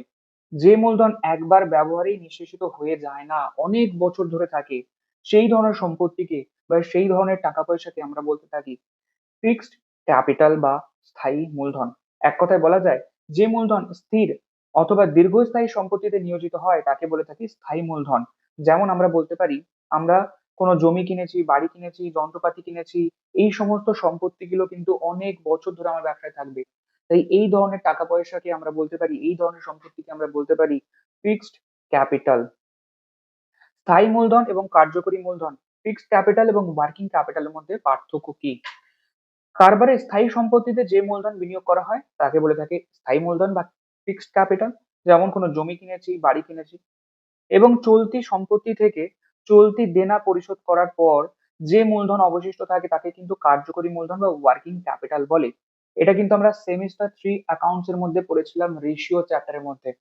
যে আমার কাছে কারেন্ট অ্যাসেট কি আছে তার থেকে বিয়োগ করে দাও কারেন্ট লাইবিলিটিস, অর্থাৎ চলতি সম্পত্তি কি তার থেকে চলতি লাইবিলিটি বিয়োগ করার পরে অতিরিক্ত যে চলতি সম্পত্তিটা পড়ে রয়েছে তাকে আমরা বলে থাকি ওয়ার্কিং ক্যাপিটাল, অর্থাৎ যে টাকাটা আমি চাইলেই এক্ষুনি ইউজ করতে পারবো অন্য কোনো কাজে। এরপরে কার্যকরী মূলধনের আবর্ত বা কার্যকরী মূলধনের চক্র কাকে বলে, ওয়ার্কিং ক্যাপিটাল সাইকেল কাকে বলে। কোনো প্রতিষ্ঠানের কাঁচামাল ক্রয়, অর্থাৎ আমি র মেটেরিয়ালস কিনলাম, আমার ক্যাশ ছিল, ক্যাশ দিয়ে র মেটেরিয়ালস কিনলাম, সেখান থেকে ব্যবসা শুরু হলো, ফিনিশ গুডস তৈরি করলাম, সেগুলো বাজারে গিয়ে সেল করে দিলাম, আবার আমার কাছে টাকা চলে এলো, এইভাবে চলতেই থাকে এবং চলতেই থাকে। এই সাইকেলটাকে বলা হয় ওয়ার্কিং ক্যাপিটাল সাইকেল। এবং এর সাথে সাথে আমাদের কিন্তু ফোর্থ চ্যাপ্টারটা কমপ্লিট হয়ে গেল। এবার আমরা পড়তে চলেছি আমাদের চ্যাপ্টার নাম্বার 5, এবং এই চ্যাপ্টারটিও কিন্তু বেশ গুরুত্বপূর্ণ কারণ এখান থেকে 8 মার্কস আসতে চলেছে। আর্থিক বাজার বা ফাইন্যান্সিয়াল মার্কেট কাকে বলে। আর্থিক বাজারের ধারণা হচ্ছে যে বাজারের মাধ্যমে শিল্প প্রতিষ্ঠানগুলি প্রয়োজনীয় মূলধন সংগ্রহ করে এবং ব্যাংক বা অন্যান্য আর্থিক প্রতিষ্ঠানগুলি আপন অর্থ ইনভেস্ট করে বা লগ্নি করে, তাকেই বলা হয় আর্থিক বাজার। আমরা যেমন সকালবেলা উঠে বাজারে যাই এবং সেখান থেকে আলু পটল পেঁয়াজ কিনে নিয়ে আসি, সেখানে কি হচ্ছে, আমরা ক্রেতা, আমাদের কোনো সবজির দরকার, আমরা বাজারে গেলাম এবং দোকানদাররা তারা সবজি বিক্রি করছে, তারা দোকানে বসে আছে, আমরা যাচ্ছি, কেনা বেচা হচ্ছে। তেমন ভাবেই আর্থিক বাজারে কি হয়, আমার টাকার দরকার, আমি যাচ্ছি, এবং ব্যাংক এবং যাদের কাছে টাকা আছে তারা বসে আছে আমাদেরকে টাকা দেওয়ার জন্য। এই বাজারটাকে বলা হয় আর্থিক বাজার বা ফাইন্যান্সিয়াল মার্কেট। এই ফাইন্যান্সিয়াল মার্কেট কিন্তু আমাদের দু রকমের হয়ে থাকে। প্রথম কি, প্রথম হচ্ছে টাকার বাজার বা মানি মার্কেট, আর একটা হচ্ছে মূলধন বাজার বা ক্যাপিটাল মার্কেট। চলো দেখে নিই কোনটা কাকে বলে। এবং এই সমস্ত বাজারগুলো কিন্তু Reserve Bank of India, Central Government এবং Securities Exchange Board of India বা সেবি কিন্তু আমাদেরকে কন্ট্রোল করে থাকে। দেখো টাকার বাজার কাকে বলে বা কনসেপ্ট অফ মানি মার্কেট কাকে বলে, যে বাজারে স্বল্প মেয়াদী ঋণ হিসাবে টাকার লেনদেন কার্য সম্পন্ন হয় তাকে বলে থাকে টাকার বাজার। অর্থাৎ টাকার বাজার হচ্ছে এমন একটা আর্থিক বাজার যেখান থেকে আমার কম সময়ের জন্য টাকার দরকার পড়লে আমি টাকা সেখান থেকে নিতে পারি ধার, সেই ধরনের বাজারকে বলা হয় টাকার বাজার বা মানি মার্কেট।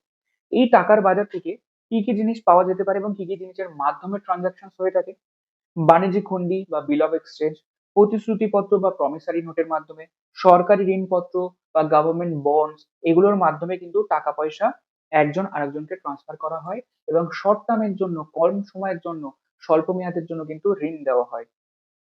এরপরে আমরা দেখব টাকার বাজার দু রকমের হয়ে থাকে, সংগঠিত টাকার বাজার এবং অসংগঠিত টাকার বাজার।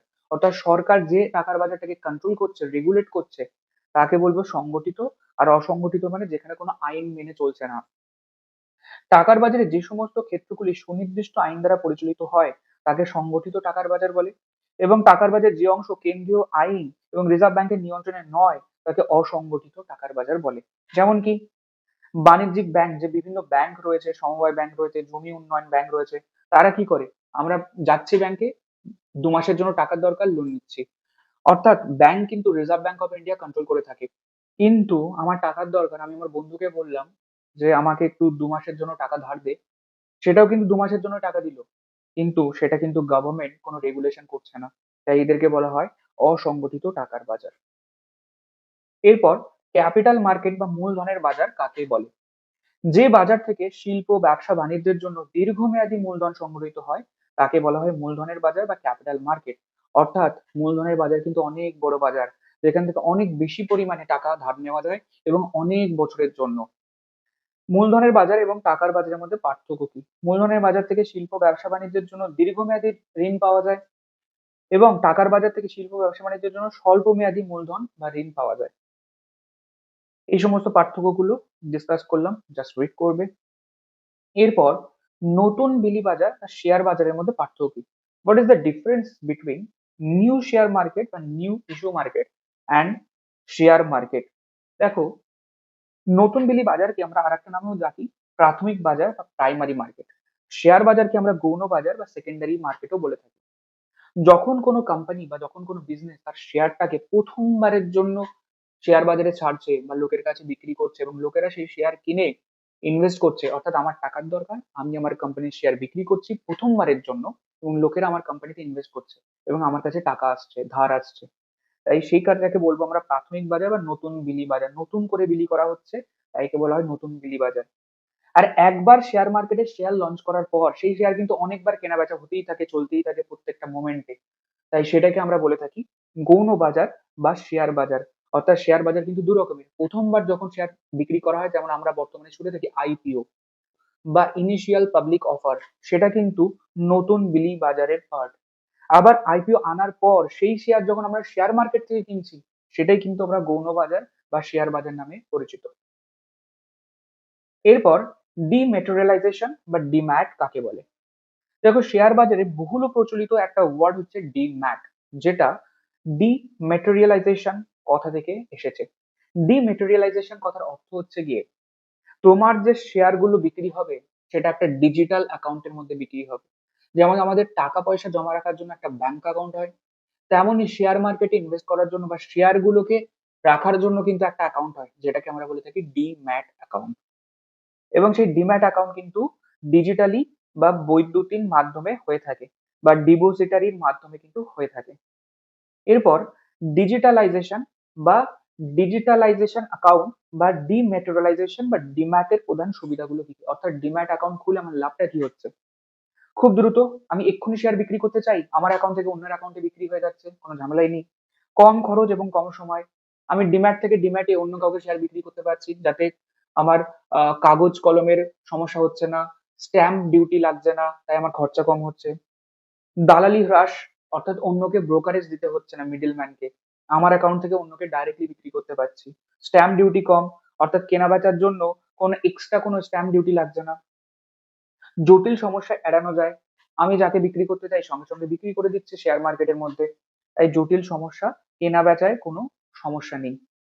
এরপরে একটা গুরুত্বপূর্ণ প্রশ্ন, যে প্রশ্নটা কিন্তু অনেকবার পরীক্ষায় এসেছে এবং আসে, ভেরি ভেরি ইম্পর্টেন্ট। সেবির কার্যাবলী বা functions of SEBI, securities and exchange Board of India. এই বডি হচ্ছে আমাদের দেশের যত আর্থিক লেনদেন হচ্ছে, যত শেয়ার মার্কেটের লেনদেন হচ্ছে, এই সমস্ত গুলোকে কিন্তু রেগুলেট করে বা কন্ট্রোল করে। বর্তমানে যে কোনো দেশের অর্থনৈতিক উন্নয়নে লগ্নি বাজারের অবদান অনস্বীকার্য। লগ্নি বাজারের মধ্যে শেয়ার বাজার গুরুত্বপূর্ণ।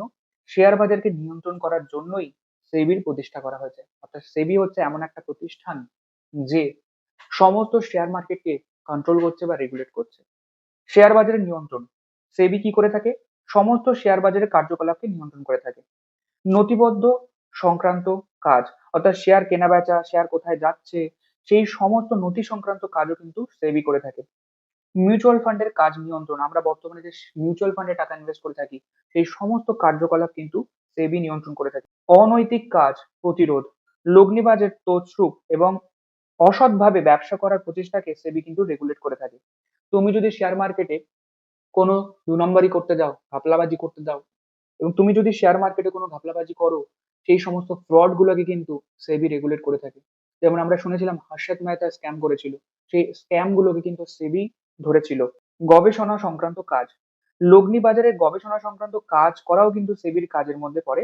অনেক সময় সেবি বিভিন্ন তথ্য এবং গবেষণামূলক পত্রিকাও প্রকাশ করে থাকে, অর্থাৎ কিভাবে আমাদের দেশের আর্থিক ব্যবস্থা আরো উন্নত করা যেতে পারে, কিভাবে শেয়ার মার্কেটে আরো ট্রান্সপারেন্ট করা যেতে পারে, জটিল সমস্যা এড়ানো যেতে পারে, এই সমস্ত রিসার্চের কাজও কিন্তু সেবি করে থাকে।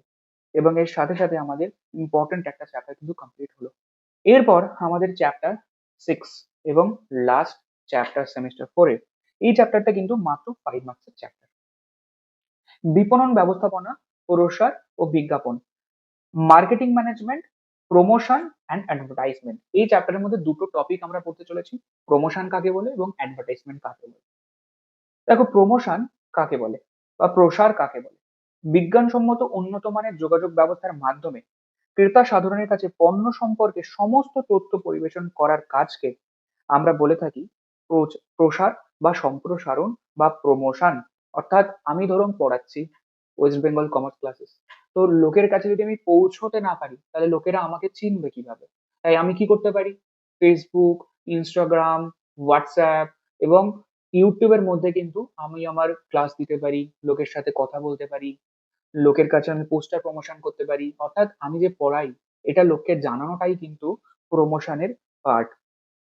এরপরে অ্যাডভার্টাইজমেন্ট কাকে বলে? যে কৌশলের সাহায্যে সেবা সংক্রান্ত কাজ কিংবা দ্রব্য সম্পর্কিত বিস্তারিত তথ্য ক্রেতা সাধারণের মধ্যে লিখিত বা মুদ্রিত আবেদনের মাধ্যমে চাহিদা সৃষ্টি করা হয়, কিংবা একসঙ্গে বহু ব্যক্তিকে ক্রেতায় রূপান্তরিত করা যায় এবং বর্তমান ক্রেতাকে ধরে রাখা যায়, তাকে কিন্তু বিজ্ঞাপন বলে।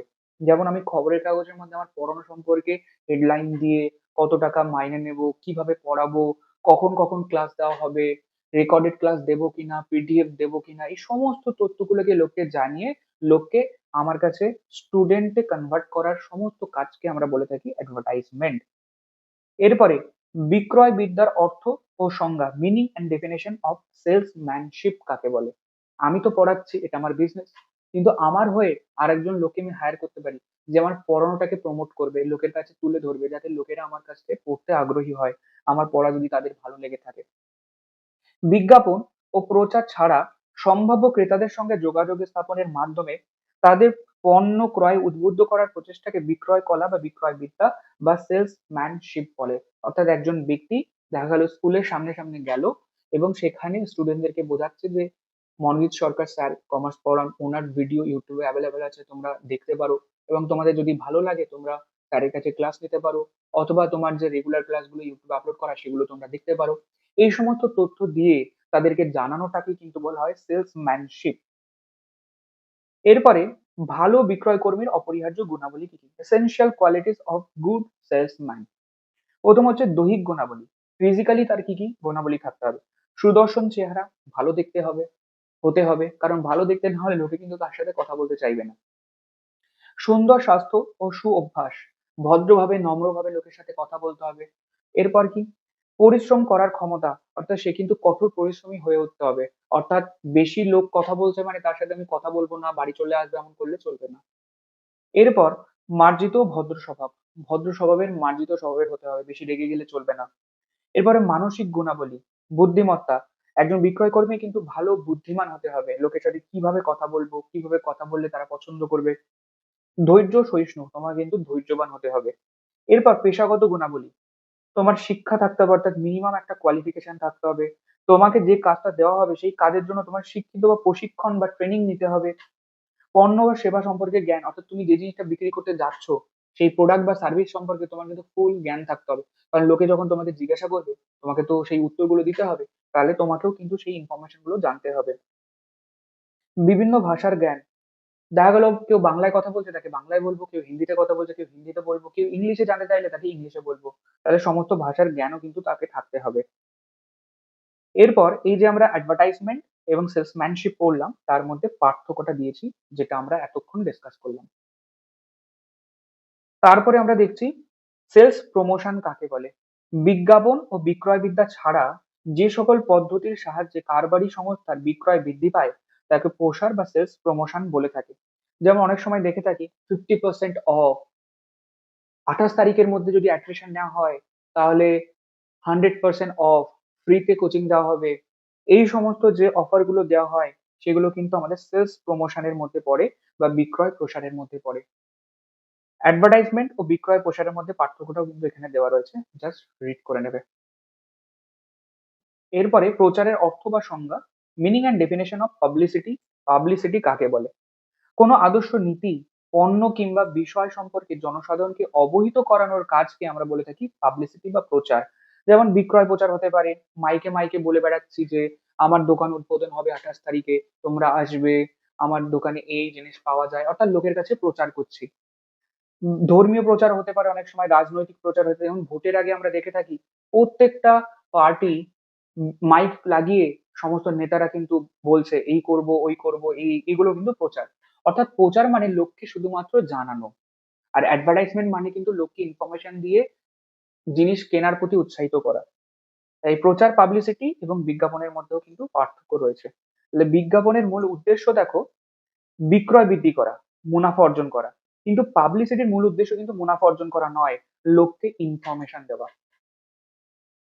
এবং এর সাথে সাথে আমাদের BSTD 100% full and game one shot revision কিন্তু কমপ্লিট। এরপর আমরা যেটা করব, নেক্সট যে সিরিজটা আসবে প্রত্যেকটা সাবজেক্টের board booster important suggestive questions, সেগুলো কোশ্চেন এবং অ্যান্সার দিয়ে তোমাদেরকে আমি বুঝিয়ে দেবো চ্যাপ্টার ওয়াইজ। সেখানেও কিন্তু তোমাদের আরেকবার করে রিভিশন হয়ে যাবে এবং সমস্ত পার্টিকুলার কি কোশ্চেন পড়তে হবে, কোন উত্তর পড়তে হবে, সমস্ত কিছু দিয়ে বুঝিয়ে দেবো। এই দুটো ভিডিও জাস্ট তোমার এক্সামের আগে একবার করে দেখে যাবে, তোমার পুরো এক্সাম কিন্তু 100% আমাদের প্র্যাকটিস কমপ্লিট হয়ে গেল এবং ফাটিয়ে পরীক্ষা হবে। এই ভিডিওটা তোমাদের যদি ভালো লেগে থাকে তোমাদের প্রত্যেকটা বন্ধুকে পাঠাও, যাতে তারাও উপকৃত হয় তাদের উচ্চ মাধ্যমিক সেমিস্টার 4 এর পরীক্ষার জন্য।